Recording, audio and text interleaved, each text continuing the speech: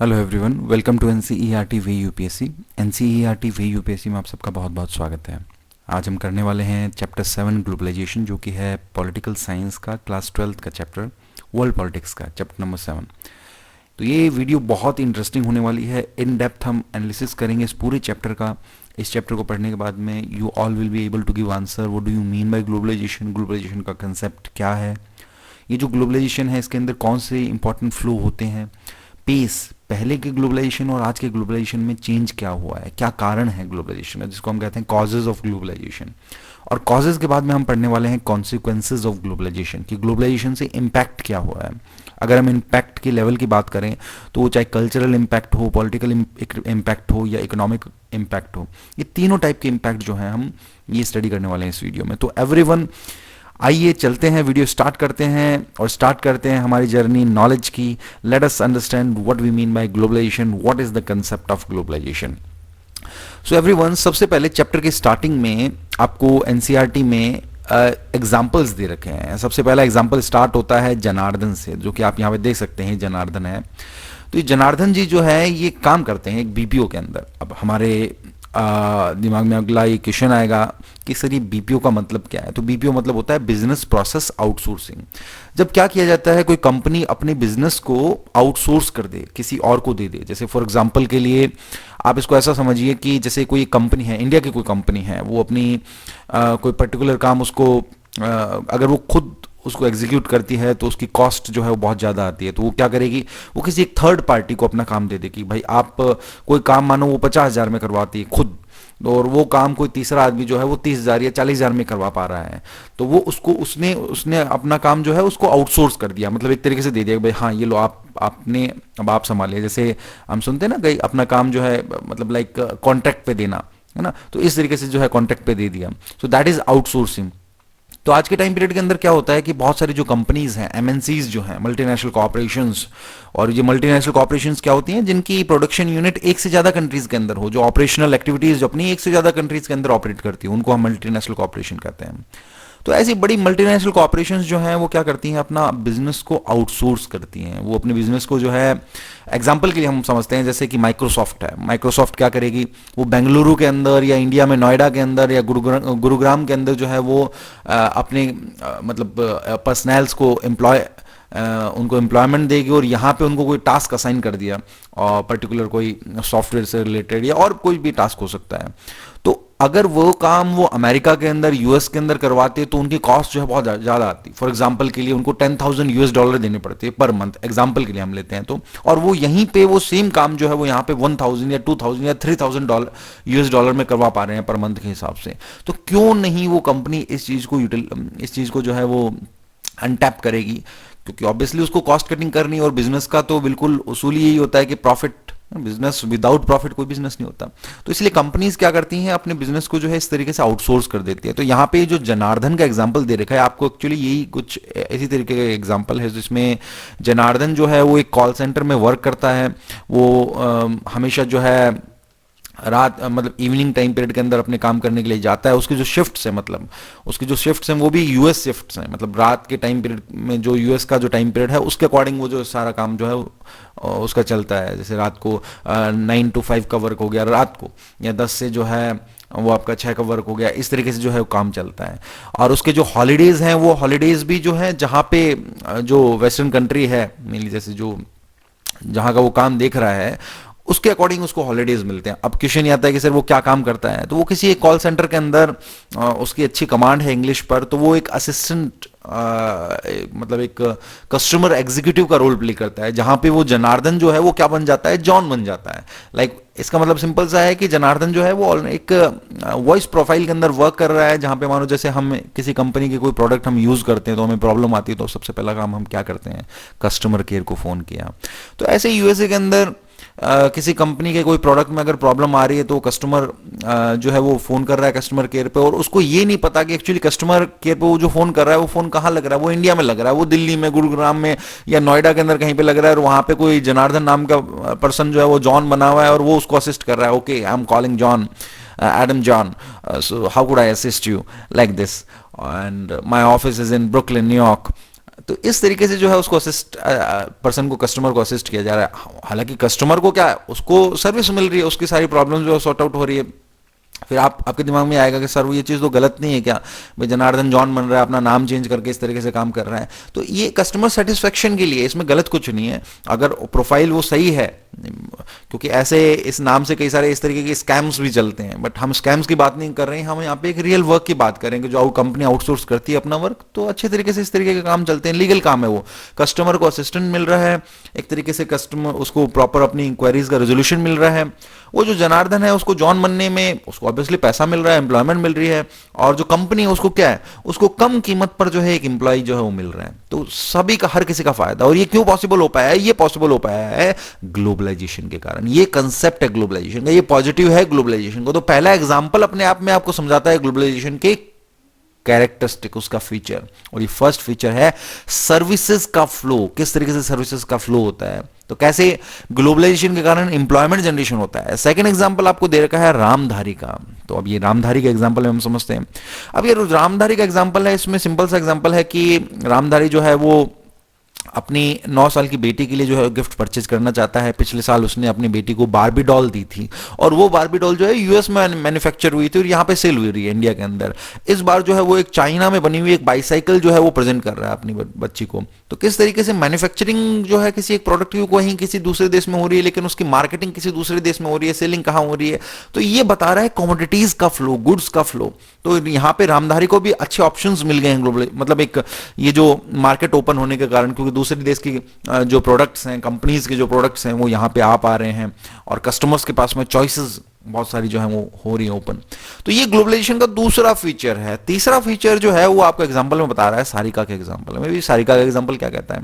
सारिका का एग्जांपल आपको बता रहा है कि सारिका एक तरीके से फर्स्ट लर्नर है, और उसने पढ़ाई में बहुत अच्छा किया है, अच्छे तरीके से वो जो है पढ़ रही है, और बहुत हार्ड वर्किंग है। एंड फाइनली उसने अपनी जो है कई सारी जो डिग्रीज होती हैं वो पूरी करने के बाद में ग्रेजुएशन एंड ऑल, अब उसके सामने ऑप्शन है कि वो क्या करे, वो अब्रॉड जाए या कोई न्यू जॉब जो है उसको जो है वो मतलब जॉब करे। और वो शायद पहली ही अपनी जनरेशन, मतलब एक अपनी फैमिली लिनेज में पहली होगी जो एक वुमेन जो है, गर्ल जो है वो जॉब करेगी। तो ये क्या एस्पेक्ट बता रहा है ग्लोबलाइजेशन? ये एस्पेक्ट बता रहा है कि किस तरीके से कल्चरल जो है वो मॉडर्निटी आ रही है ग्लोबलाइजेशन के साथ में।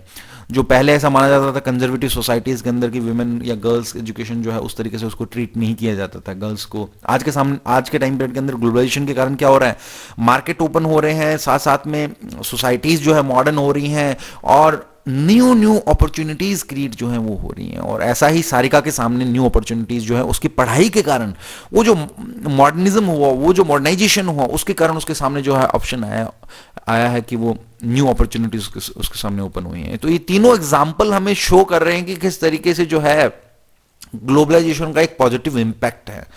हालांकि अब अगला क्वेश्चन ये आता है कि सर क्या पॉजिटिव इंपैक्ट है ग्लोबलाइजेशन के? नहीं, ऐसी बात नहीं है, कई सारे नेगेटिव इंपैक्ट भी है। Each coin has two aspects, हर सिक्के के दो पहलू होते हैं। तो अगर हम कोई एक डायमेंशन समझते हैं तो दूसरा डायमेंशन भी हमें समझना ही होगा। तो यहाँ पे हम दूसरा डायमेंशन समझते हैं, और वो दूसरा डायमेंशन ये है, कुछ एग्जाम्पल के जरिए आपको उसमें बता रहा है। देखिए एग्जाम्पल क्या कहता है। सबसे पहला एग्जाम्पल है कि कुछ फार्मर्स हैं, उन्होंने क्या कर लिया है, सुसाइड कमिट कर लिया है फार्मर्स ने। क्यों? क्योंकि उनका एक क्रॉप फेलियर हो गया है बड़े पैमाने पर। और ये क्रॉप फेलियर क्यों हुआ? क्योंकि उनको किसी एक एमएनसी ने, मल्टीनेशनल कॉर्पोरेशन ने ये बता के बीज, सीड्स जो है वो दिए, एक्सपेंसिव सीड्स दिए, महंगे सीड्स दिए, और ये बोला कि वो जो है वो क्या करेंगे, प्रोडक्शन आपको बहुत अच्छा देंगे, लेकिन ऐसा कुछ हुआ नहीं। तो न्यू मार्केट ओपन हो रहे हैं, ग्लोबलाइजेशन हो रहा है, इंटीग्रेशन हो रहा है इकोनॉमीज का, उसके कारण क्या हो रहा है, मार्केटिंग भी बहुत बढ़ रही है। तो न्यू एमएनसीज आ रही हैं, नए प्रोडक्ट दिए जा रहे हैं। तो कई बार इस तरीके से फ्रॉड भी हो रहा है, जहां पे कस्टमर्स के सामने ऑप्शंस जरूर बहुत सारे हैं, लेकिन प्रोडक्ट के नाम पर जो है उनको उनके साथ में एक तरीके से स्कैम किया जा रहा है। सेकंड एक ऑप्शन आपको बता रहा है जो एक नेगेटिव इंपैक्ट, या हम या कहीं या उसको एक, इसका भी अपने आप में एक दूसरा डायमेंशन पॉजिटिव का, जहां पे आपको बता रहा है जैसे एक इंडियन कंपनी है, उसने क्या किया, अपनी एक राइवल कंपनी यूरोप के अंदर जो है उसको खरीद लिया। ऐसे बहुत सारे एग्जांपल आपको दिखेंगे यहाँ पे, इंडिया के अंदर दिखेंगे, जहां पे अगर आप हम बात करें फ्लिपकार्ट की बात कीजिए कि किस तरीके से वॉलमार्ट ने जो है उसका टेक ओवर कर लिया, या बड़ी बड़ी कंपनीज किस तरीके से जो छोटी स्मॉल कंपनीज है उनका टेक ओवर कर लेती हैं, बिग एमएनसीज।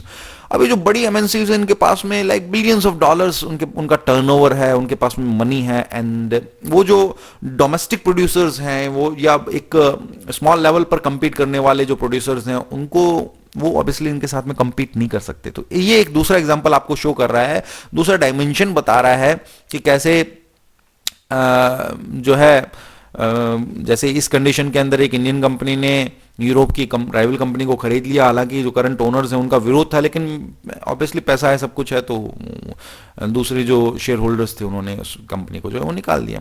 अब तीसरा एग्जांपल आपको शो कर रहा है कि किस तरीके से रिटेल शॉपकीपर्स जो हैं वो इस ग्लोबलाइजेशन का विरोध कर रहे हैं, कि क्योंकि ये बड़ी बड़ी एमएनसीज, चाहे वो हम ये आप रिटेल्स के अंदर बात करें, वॉलमार्ट है या बड़ी बड़ी कंपनीज हैं, तो किस तरीके से स्मॉल लेवल पर जो डोमेस्टिक जो रिटेल चेन्स हैं उनका कैसे ये नुकसान कर सकती हैं, क्योंकि ऑब्वियसली ये बिग कंपनीज हैं, they can sell the things in discount also, जो कि जो स्मॉल स्केल पर जो वर्क करती हैं चेन्स ये उस तरीके से compete नहीं कर सकती। तो ये ये एग्जांपल शो कर रहा है कि स्मॉल स्केल पर जो रिटेल शॉपकीपर्स हैं उनको किस तरीके से फियर है इन इंटरनेशनल कंपनीज का कि ये उनको वाइप आउट कर देगी, रिटेल चेन जो है वो निकल जाएगी। एक चौथा एग्जांपल आपको यहाँ पे शो कर रहा है कि एक फिल्म प्रोड्यूसर मुंबई के, उनको उन पर ये आरोप लगा कि उन्होंने एक हॉलीवुड कोई मूवी बनी उसका जो है आइडिया कॉपी कर लिया और यहाँ पे उस पर बेस्ड जो है मूवी बना दी है, स्टोरी बना दी। ऐसे बहुत सारे एग्जांपल्स लगते रहते हैं, रियलिटी में भी हम हमारे आसपास सुनते हैं। तो ये क्या आपको शो कर रहा है? ये चीज ये शो करी ग्लोबलाइजेशन के कारण, क्योंकि ओपननेस हुई है, वो चाहे मूवीज की बात करें, कल्चर की बात करें, हर चीज का मूवमेंट हो रहा है, फ्लो हो रहा है एक जगह से दूसरी जगह, कंट्रीज का आपस में एक इंटरकनेक्शन हो रहा है। तो किस तरीके से जो कॉपीराइट है, पेटेंट लॉज बहुत सारे बने हुए हैं, लेकिन उन सब चीजों के बावजूद भी जो है ये प्लागियरिज्म है या इस तरीके की चीजें जो है बहुत होती हैं।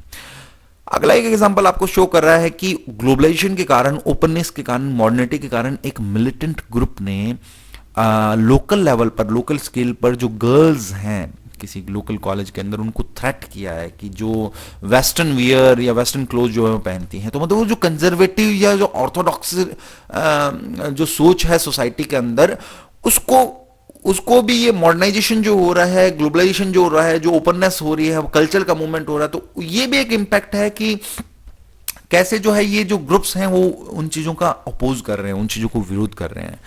तो ये सारी चीजें हमने सीखी। तो अब तक देखिए, एक बार हम रिकैप करते हैं कि हमने क्या किया। सबसे पहले तो हमने ये देखा कि जो ये कंसेप्ट है ग्लोबलाइजेशन का, तो ये कंसेप्ट क्या है, इसमें हमने एग्जांपल्स देखे हैं अभी तक। एग्जांपल्स में हमने पॉजिटिव एग्जांपल्स देखे, जहां पे हमने देखा कि जनार्दन जॉन बन गया या रामधारी के सामने ऑप्शंस जो हैं बहुत सारे प्रोडक्ट्स के आ गए, ताकि पिछली बार उसने बारबी डॉल अपनी बच्ची को गिफ्ट में दी थी बर्थडे में, इस बार वो एक साइकिल दे रहा है जो कि मैन्युफैक्चर हुई थी। पिछली बार बारबी डॉल मैन्युफैक्चर जो है वो यूएसए में हुई थी, यहाँ पे साइकिल जो है मैन्युफैक्चर चाइना के अंदर हुई थी, लेकिन सेल यहाँ पे हो रही है। जनार्दन जॉन बन के अच्छी अर्निंग कर रहा है, सारिका के सामने ऑप्शंस ओपन हो रहे हैं। फिर हमने नेगेटिव इंपैक्ट देखा कि किस तरीके से फार्मर्स ने को सुसाइड करना पड़ा, क्योंकि उनको फॉल्स प्रोमिसेस करके जो है प्रोडक्ट्स जो है वो बेच दिए गए। और हमने एग्जांपल देखा कि बड़ी कंपनी छोटी कंपनीज को जो है परचेज कर रही हैं, रिटेल जो शॉपकीपर्स हैं उनको डर लग रहा है, डोमेस्टिक प्रोड्यूसर्स को डर लग रहा है, ग्लोबलाइजेशन के कारण बिग एमएनसीज का जो है रोल बढ़ेगा, प्लागियरिज्म हो रहा है।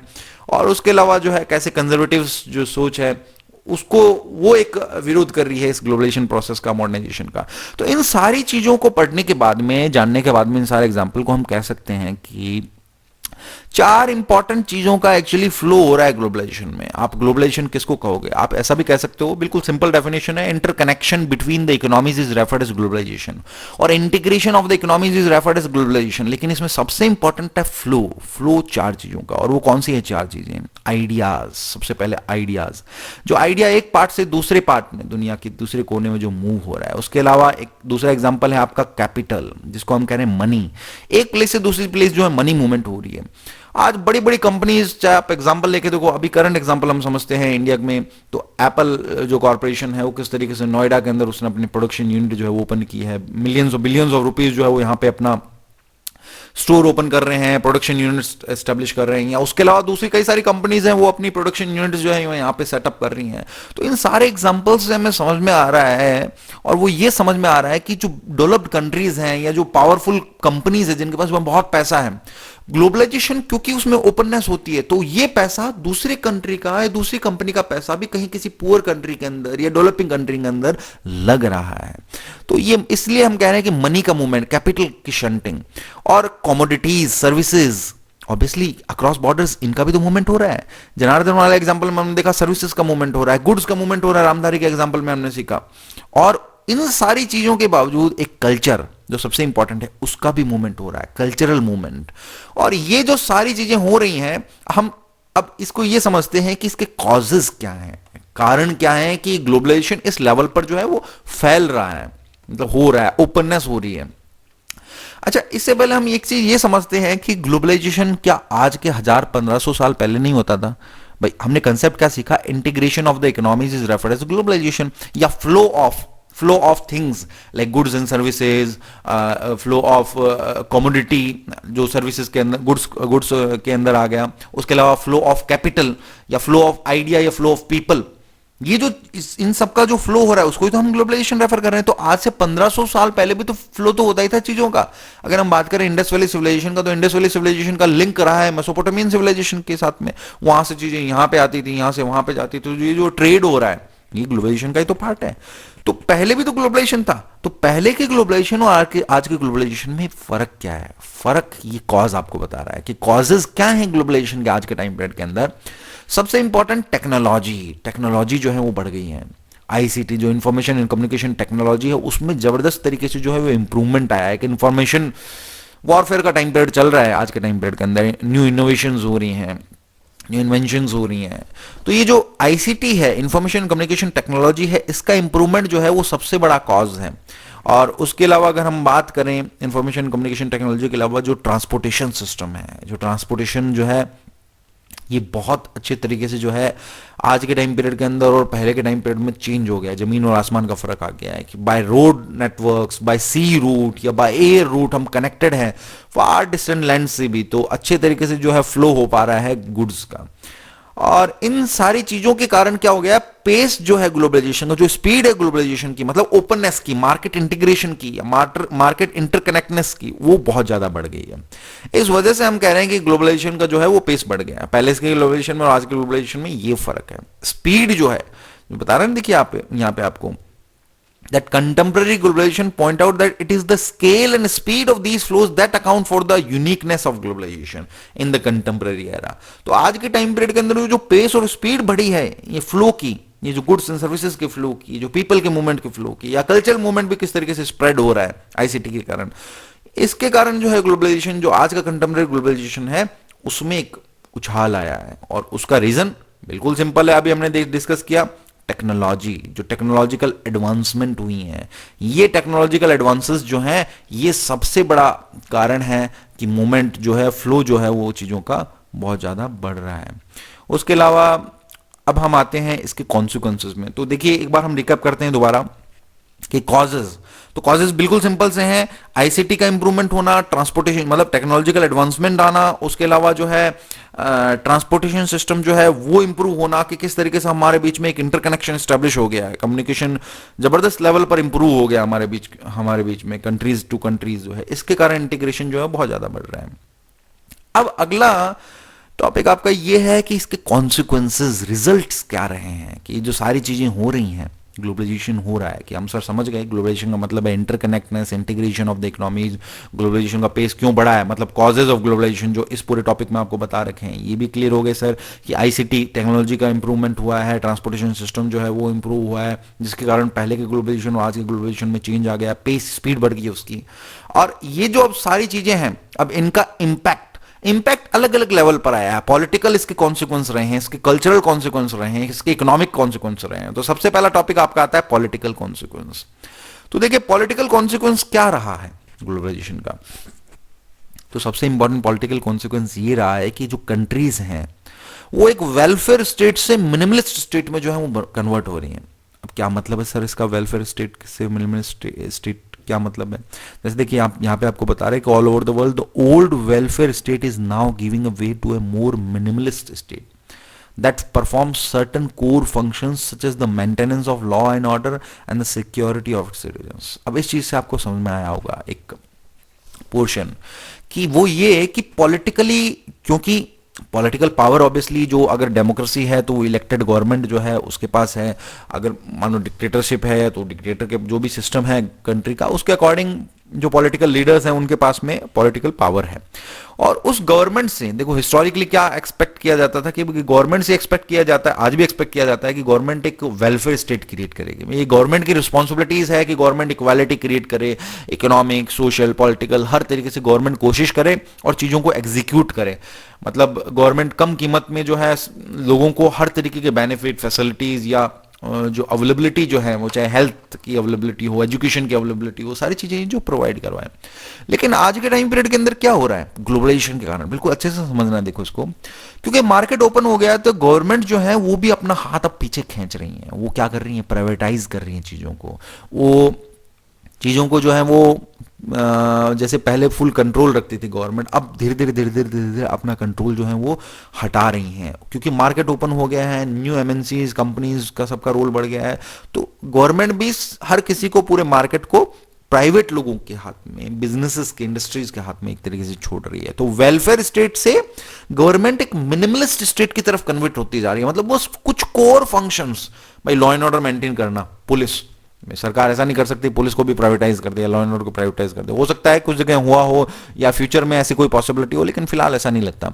या डिफेंस जो है आपका वो गवर्नमेंट को, मतलब प्राइवेट मिलिट्रीज या प्राइवेट आर्मीज का कंसेप्ट है बहुत जगह, बहुत कंट्रीज के अंदर है, लेकिन जो कोर अगर डिफेंस की बात करें तो गवर्नमेंट हमेशा अपने पास ही रखना चाहिए। कोई भी पॉलिटिकल लीडर जो है वो अपनी पावर्स को जो है एक इस तरीके से प्राइवेट मिलिट्री बना के या प्राइवेट डिफेंस के जरिए जो प्राइवेट कंपनीज को नहीं देना चाहेगा, नहीं तो बहुत सारे खतरे हो सकते हैं उसके। हम कई सारी हॉलीवुड मूवीज में देखते हैं कि कुछ ऐसे रोबोट्स बनाए या कुछ ऐसी प्राइवेट जो मिलिट्री मतलब प्राइवेट कंपनीज के हवाले की किसी देश ने, तो फिर कैसे वो प्राइवेट कंपनीज जो हैं वो हावी हो जाती, डोमिनेट हो जाती। तो अगर ये जो कोर इश्यूज हैं डिफेंस की बात अगर हम आप करते हैं, न्यूक्लियर एनर्जी या जो ये फॉरेन इश्यूज हैं इनकी बात करते हैं, तो ये हमेशा सरकार अपने पास रखेगी।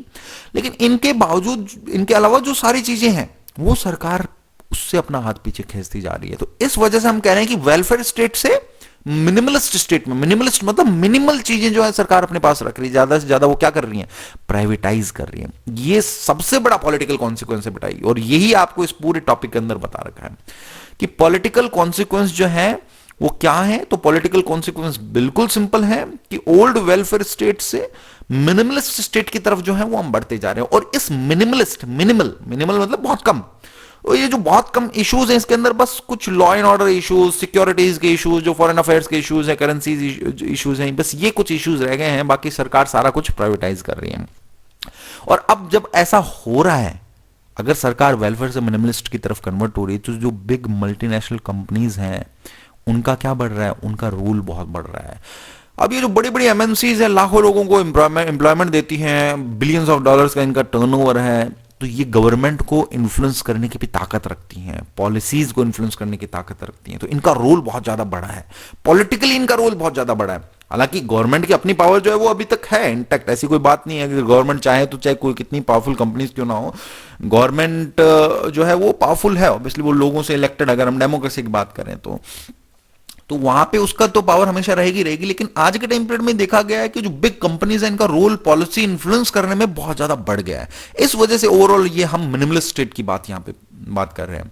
अब अगला क्वेश्चन ये आता है कि इकोनॉमिक कॉन्सिक्वेंस। तो इस पॉलिटिकल कॉन्सिक्वेंस के अंदर सिंपल सा आपको बस यही बता रखा है कि कैसे वेलफेयर स्टेट से हम मिनिमलिस्ट स्टेट की तरफ कन्वर्ट हो रहे हैं, कैसे जो है जो कंट्री की जो गवर्नमेंट्स हैं वो अपनी रिस्पॉन्सिबिलिटीज से जो है वो पीछे हाथ खींचती जा रही है, प्राइवेटाइज कर रही है चीजों को, और मार्केट ओपन हो रहा है।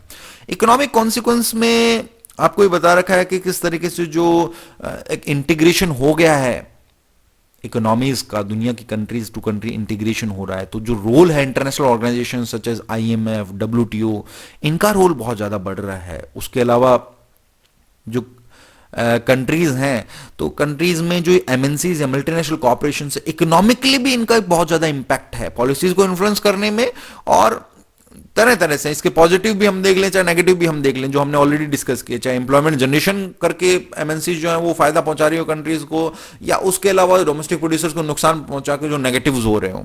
तो इकोनॉमिक कॉन्सिक्वेंसेस में ये सारे कॉन्सिक्वेंसेस हैं, जिसमें इंटरनेशनल इंस्टीट्यूशंस जो हैं, आईएमएफ, डब्ल्यूटीओ, वर्ल्ड बैंक, ये जो कुछ इंटरनेशनल इंस्टीट्यूशंस हैं, इनका रोल बहुत ज़्यादा बढ़ गया है। क्योंकि आज के टाइम पीरियड के अंदर जैसे डब्ल्यूटीओ की अगर हम बात करें तो ट्रेड, फॉरेन ट्रेड बढ़े, इसके जो रूल्स एंड रेगुलेशंस है वो सारी कंट्रीज एक्सेप्ट करें, माने, वो चीज़ें उसके अकॉर्डिंग एग्जीक्यूट हो, तो इस पर बहुत ज़्यादा फोकस किया गया है और इसके अकॉर्डिंग ये वर्क करते हैं।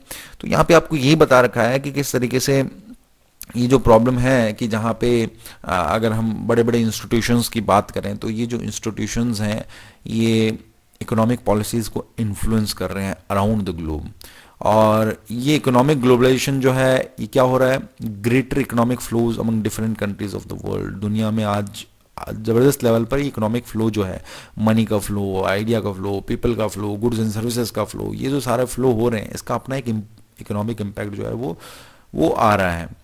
आज के टाइम पीरियड के अंदर जहाँ पे हम देख रहे हैं कि किस तरीके से जो है कॉन्सिक्वेंसेस के अंदर इंटेंस डिवीजन हो गई एक तरीके से। देखिए यहाँ पे economic globalisation has created intense division of opinion all over the world. Those who are concerned about social justice, जो सोशल जस्टिस की बात करते हैं, जो ये बात करते हैं वेलफेयर स्टेट की, है ना, तो वो बहुत ज़्यादा चिंतित हैं कि गवर्नमेंट्स क्या कर रही हैं, वो विड्रॉ कर रही हैं अपनी रिस्पॉन्सिबिलिटीज़ से। वेलफेयर स्टेट से वो बस मिनिमल स्टेट में जो है वो बनती जा रही हैं, जहाँ पे रिस्पॉन्सिबिलिटीज़ गवर्नमेंट की ज़्यादा है, चाहे वो एजुकेशन, हेल्थ, सैनिटेशन, जो इंपॉर्टेंट चीज़ें उनकी बात करें तो गवर्नमेंट उससे भी अपना हाथ धीरे धीरे धीरे धीरे एक तरीके से पीछे खींच रही है। तो ये कुछ इंपॉर्टेंट बातें यहाँ पे की गई हैं। उसके अलावा यहाँ पे बातें की गई हैं सोशल सेफ्टी नेट्स की। ये सोशल सेफ्टी नेट्स आपको बोलता है कि कुछ जो इंपॉर्टेंट बेसिक नेसेसिटीज होती है, जैसे एजुकेशन है, हेल्थ है, सैनिटेशन है, ये इनको लेके कुछ इंस्टीट्यूशनल सेफगार्ड्स होने चाहिए। गवर्नमेंट की रिस्पॉन्सिबिलिटीज बनती है कि बेसिक नेसेसिटीज को तो कम से कम प्रोवाइड करवाए, गवर्नमेंट वहां पे अपनी रिस्पॉन्सिबिलिटी से पीछे नहीं हट सकती। तो कुछ सोशल सेफ्टी नेट्स की बात की गई, लेकिन आज के टाइम पीरियड के अंदर सोशल सेफ्टी नेट्स भी जो है इस ग्लोबलाइजेशन के टाइम पीरियड के अंदर प्रॉपरली इन चीजों पर उतना एड्रेस नहीं किया गया है। बहुत सारी प्रॉब्लम्स जो हैं अराउंड द ग्लोब ग्लोबलाइजेशन के कारण जो है वो मतलब फायदे भी बहुत सारे हुए हैं, तो इसके नेगेटिव इंप्लीकेशंस भी हमें बहुत सारे देखने को मिले, इकोनॉमिक इंप्लीकेशंस, जिसमें हम कह सकते हैं कि जो वर्ल्ड की पावरफुल कंट्रीज हैं, रिच कंट्रीज हैं, डेवलप कंट्रीज हैं, वो ग्लोबलाइजेशन का ज्यादा फायदा उठा रही हैं कंपेयर करें हम डेवलपिंग या पुअर कंट्रीज से, जहां पे फायदा बहुत कम है। अगर हम पुअर कंट्रीज की बात करें तो वहां पे तो और ज्यादा मतलब एक तरीके से डोमेस्टिक जो मार्क मतलब प्रोडक्शन है या डोमेस्टिक जो सेटअप है वो एक तरीके से बिल्कुल भी नहीं है इस कारण। अगला एक टॉपिक है आपका कल्चरल कॉन्सिक्वेंस। अभी तक हमने देखा पॉलिटिकल और इकोनॉमिक, अब कल्चरल कॉन्सिक्वेंसेस, और इसमें बात की आपको दो टॉपिक्स की, होमोजिनाइजेशन, कल्चरल होमोजिनाइजेशन और कल्चरल हेट्रोजिनाइजेशन। अब सबसे पहले हम बात करते हैं कल्चरल होमोजिनाइजेशन। इसमें बात की गई यूनिफॉर्म कल्चर की। यूनिफॉर्म कल्चर मतलब एक ही तरीके का कल्चर। कि कल्चरल कॉन्सिक्वेंस में क्या हो रहा है कि दुनिया के अंदर जो वेस्टर्न कल्चर है, अगर हम बात करें, चाहे यूएस की बात करें, चाहे यूरोपियन कल्चर की बात करें हम, तो उस कल्चर का ज्यादा दुनिया के अंदर क्या हो रहा है, एक तरीके से प्रोपोगेशन हो रहा है, प्रचार प्रसार हो रहा है। और आज के टाइम पीरियड के अंदर ग्लोबलाइजेशन के कारण एक यूनिफॉर्मिटी आ रही है कि जो डिस्टिंक्टिवनेस है different different type of cultures के अराउंड द ग्लोब, अलग अलग कंट्रीज के अंदर, वो खत्म होती जा रही है। और सभी लोग जो है ग्लोबलाइजेशन के नाम पर, मॉडर्नाइजेशन के नाम पर, वो वेस्टर्नाइजेशन हो रहा है एक तरीके से, यार जिसको हम कहें कि ओपननेस के नाम पर या मॉडर्नाइजेशन के नाम पर जो वेस्टर्न कल्चर अडॉप्ट किया जा रहा है। तो इस वजह से एक डिस्टिंक्टिव टाइप का नेचर जो कल्चर है वही जो है वो फ्लरिश हो रहा है और यूनिफॉर्मिटी आ रही कल्चर के अंदर, और ये बहुत खतरनाक है। जो डिस्टिंक्टिवनेस है, जो डाइवर्सिटी है कल्चर की, उसके लिए। तो इसलिए बहुत लोग इसका विरोध करते हैं कि जो यूनिफॉर्मिटी है कल्चर के अंदर, ये बहुत खतरनाक हो सकती है हमारी डाइवर्सिटी के लिए अराउंड द ग्लोब, जो कल्चरल डाइवर्सिटी उसके लिए। इसको हम कहते हैं होमोजिनाइजेशन, मतलब एक ही तरीके का, होमो मतलब एक ही टाइप का, तो होमोजिनाइजेशन हो रहा है। एक है हेट्रोजिनाइजेशन। अब ये जो हेट्रोजिनाइजेशन है इसका मतलब सिंपल सा है कि डिस्टिंक्टिवनेस, जब दो कल्चर मिल रहे हैं तो एक तीसरे तरीके का कल्चर डेवलप हो रहा है। और ये जो तीसरे कल्चर, जैसे इस एग्जांपल के लिए समझे तो कुर्ता और जीन्स, जैसे मतलब जीन्स जो है वो माना गया कि वेस्टर्न या बाहर की मतलब कल्चर अटायर में पहना जाता था, तो हमारे यहाँ पे कुर्ता पजामा पहना जाता था या कुर्ता पहना जाता था। तो किस तरीके से कुर्ता और जीन्स का एक मिक्सचर हो गया, तो डिस्टिंक्टिव टाइप का एक अटायर कल्चर जो है वो डेवलप हुआ। इस तरीके से तंदूरी पिज़्ज़ा, तो तंदूरी जो है हमारे यहाँ पे तंदूर का इस्तेमाल किया जाता था या किया जाता है, अलग अलग रोटीज़ हैं और जो दूसरे प्रोडक्ट्स होते हैं, तो पिज़्ज़ा जो है वो बाहर से वेस्टर्न, मतलब वो अब तंदूरी पिज़्ज़ा में डेवलप हो गया। तो ये फूड के अंदर तो किस तरीके से कल्चर दूसरे कल्चर के साथ में जब मिक्स हो रहा है तो तीसरे टाइप का एक डिस्टिंक्टिव कल्चर जो है वो डेवलप हो रहा है। इसको हम कहते हैं हेट्रोजिनाइजेशन, मतलब कल्चरल हेट्रोजिनाइजेशन। और ये जो कल्चरल हेट्रोजिनाइजेशन है ये भी जो है अपनी एक इंपॉर्टेंस रखता है, जहां पे डिस्टिंक्टिवनेस जो है वो कल्चर की वो डेवलप हो रही है। कल्चर एक तीसरे तरीके का जो है वो कल्चर जो है वो डेवलप हो रहा है। जैसे यहाँ पे आपको बता रहा है कि खादी कुर्ता वोन ओवर जींस, तो किस तरह के जीन्स पर खादी कुर्ता जो है वो पहना जा रहा है। इसको हम क्या रेफर कर रहे हैं, दिस फिनोमिना, ये जो फिनोमिना है कल्चर का, इसको हम हेट्रोजिनाइजेशन रेफर कर रहे हैं, जहां पे कल्चर एक डिस्टिंक्टिव टाइप का कल्चर जो है वो उसमें आ रहा है। अगर वो जो यूनिक कल्चर है वो अपनी पहचान खो रहा है और ये अलग टाइप का कल्चर डेवलप हो रहा है, तो ये भी बहुत खतरनाक हो सकता है। तो इसीलिए ये कल्चरल इंपैक्ट है। तो हमने एक देखा political, economic and cultural impact. अब ये टॉपिक है आपका इंडिया एंड ग्लोबलाइजेशन। अब इंडिया एंड ग्लोबलाइजेशन, इस टॉपिक में आपको बता रखा है कि किस तरीके से हमारे यहाँ पे आजादी के बाद में हमने जो प्रोटेक्शन है हमारे डोमेस्टिक प्रोड्यूसर्स को, गवर्नमेंट ने इस चीज को एड्रेस किया था, क्योंकि और ये जरूरी भी था। इतने टाइम पीरियड तक हमारे यहाँ पे ब्रिटिशर्स रहे, आए, ईस्ट इंडिया कंपनी आई एज ए ट्रेड के रूप में, तो सबसे जरूरी था कि हमारे आज़ादी के बाद में जो डोमेस्टिक प्रोड्यूसर्स या डोमेस्टिक कंपनीज हैं उनको बढ़ावा दिया जाए, गवर्नमेंट उनको प्रोटेक्ट करे। तो इसीलिए स्टार्टिंग के अंदर ये जो प्रोटेक्शनिज्म है इसको फॉलो किया हमारी गवर्नमेंट ने। हमारे मार्केट को एक तरीके से क्लोज करके रखा। न्यू इकोनॉमिक पॉलिसीज की अगर हम बात करें तो 91 में वो स्टार्ट होती है, जब doctor Manmohan Singh finance minister थे, पीवी नरसिम्हा राव जो हमारे प्राइम मिनिस्टर थे। उससे पहले बहुत लंबे राजीव गांधी के टाइम पीरियड के अंदर कुछ ओपननेस आई, लेकिन उससे पहले जो है मार्केट थोड़ा सोशलिस्ट पैटर्न ऑफ मार्केट, जिसमें गवर्नमेंट का ज्यादा कंट्रोल था, मार्केट को ओपन नहीं किया हुआ था, उस चीज को गवर्नमेंट ने जो है वो फॉलो किया था। अब हम इसमें बात करते हैं कि किस तरीके से अब जब आज़ाद हो गए तो आज़ादी के बाद में सरकार ने एक तरीके से इस प्रोटेक्शनिज्म को फॉलो करके रखा। हालांकि इसकी अपनी एक प्रॉब्लम्स थी। प्रॉब्लम्स ये थी कि भाई गवर्नमेंट के पास में लिमिटेड ऑब्वियसली रिसोर्सेज थे और उन रिसोर्सेज के कारण प्रॉपर लेवल पर चीज़ें जो हैं उस तरीके से उसका प्रचार प्रसार या वो चीज़ें एग्जीक्यूट नहीं हो पा रही थी। धीरे धीरे आके गवर्नमेंट ने फिर इस चीज़ को मतलब पहचाना और हमारी जो इकोनॉमिक ग्रोथ रेट थी वो भी बहुत ज़्यादा कोई अच्छी नहीं थी। बहुत सारी प्रॉब्लम्स इकोनॉमिकली हमें फेस करने को मिली, अनएम्प्लॉयमेंट से लेकर दूसरी सारी इकोनॉमिक क्राइसिस। तो इसलिए 91 के अंदर गवर्नमेंट ने क्या किया, मार्केट को ओपन कर दिया। वो जो फाइनेंशियल क्राइसिस थी उसको मार्केट को ओपन करके जो है एड्रेस किया गया फॉरेन इन्वेस्टमेंट को बढ़ाने के लिए। और इसका एक तरीके से फायदा भी इंडिया को हुआ। जो फॉरेन एक्सचेंज रिजर्व्स है उससे भी हमें वो चीज रिफ्लेक्ट होती है कि किस तरीके से कुछ मिलियंस ऑफ डॉलर्स में फॉरेन एक्सचेंज रिजर्व रह गया था, और जो आज के टाइम पीरियड के अंदर 21st सेंचुरी के अंदर हम हैं, जो आज के टाइम पीरियड में 2023 में हम हैं, तो किस तरीके से $600 बिलियन के आसपास जो है वो पहुंच गया। तो ये इंडिया और ग्लोबलाइजेशन का कुछ रोल रहा है कि भाई आज़ादी के बाद में हमने मार्केट को थोड़ा क्लोज करके रखा था अपने खुद के प्रोटेक्शन के लिए, डोमेस्टिक प्रोड्यूसर्स को बचाने के लिए, लेकिन इसकी अपनी कुछ प्रॉब्लम्स थी और कुछ इकोनॉमिक क्राइसिस हुई। तो 91 के बाद में हमें जो है अपने मार्केट्स को ओपन करना पड़ा ग्लोबलाइजेशन के साथ चलने के लिए। अब resistance to globalisation, obviously domestic producers जो हैं रिटेल लेवल पर जो वर्क करते हैं, तो ऑब्वियसली उन्होंने अपना ग्लोबलाइजेशन का उस तरीके से विरोध किया कि सबसे ज़्यादा, क्योंकि बड़ी बिग कंपनीज हैं, पैसा भी है उनके पास में, चॉइसेस भी है, टेक्नोलॉजी भी है, तो उसका कंपटीशन लोकल लेवल पर जो डोमेस्टिक प्रोड्यूसर्स वो नहीं कर सकते। तो हमारे यहाँ पे भी रेजिस्टेंस जो है इन चीज़ों का हुआ। उसके अलावा जैसे अगर हम बात करें जो फाइनेंशियल इंस्टीट्यूशंस हैं, WTO है, IMF है, वर्ल्ड बैंक है, जो फाइनेंशियल इंस्टीट्यूशंस हैं, तो कैसे इन फाइनेंशियल इंस्टीट्यूशन में जो वेस्टर्न कंट्रीज हैं उनका जो डोमिनेंस है, उनके अकॉर्डिंग वो चीज़ों को जो मोल्ड करते हैं, तो कैसे इस चीज़ का विरोध भी जो है वो इंडिया के अंदर हुआ। 1999 के अंदर जैसे वर्ल्ड ट्रेड ऑर्गेनाइजेशन की जो मीटिंग हुई थी उसमें भी एक तरीके से विरोध किया गया अलग अलग लेवल पर। जो ये ओपननेस हो रही है, जो ग्लोबलाइजेशन हो रहा है, जो सिएटल के अंदर यहाँ पे प्रोटेस्ट हुआ था 1999 में जो WTO की मीटिंग थी, तो जिसमें क्या बोला गया कि अनफेयर ट्रेडिंग प्रैक्टिसेस जो हैं, इकोनॉमिकली जो पावरफुल स्टेट हैं, ये कुछ अनफेयर ट्रेडिंग प्रैक्टिसेस जो है वो अपना रहे हैं। रूल्स एंड रेगुलेशंस की बात करते हैं, लेकिन ये रूल्स एंड रेगुलेशंस उनके खुद के फायदे के लिए ज्यादा है बजाय कि जो डेवलपिंग या पुअर कंट्रीज हैं। तो इनका जो अलग अलग, चाहे वो NGOs की बात करें या डेवलपिंग कंट्रीज की बात करें, और यहाँ पे जबरदस्त तरीके से विरोध हुआ। ऐसे ही जैसे एक वर्ल्ड सोशल फोरम, ये एक इंटरनेशनल एक NGO एक तरीके का है जो कि नॉन गवर्नमेंटल ऑर्गेनाइजेशन है, जो इसने अलग अलग लेवल पर जो है वर्क करता है। ये it is a wide coalition composed of human right activist, environmentalist, labour youth and women activist, जिन्होंने किसको अपोज किया? Neo liberal globalisation. ये जो न्यू इकोनॉमिक ऑर्डर, जो नियो की बात कर रहे हैं, लिबरल ग्लोबलाइजेशन, इसका जो है इन्होंने विरोध किया।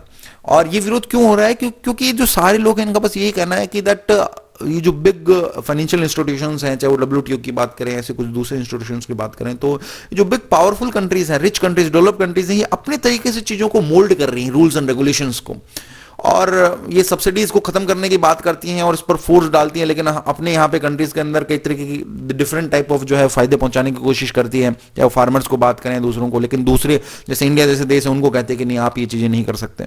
तो ये जो अपने तरीके, अपने फायदे के लिए चीजों को मोल्ड करना है, इसके विरोध में सारे जो है ऑर्गेनाइजेशंस जो है इन्होंने जो है अपना विरोध किया।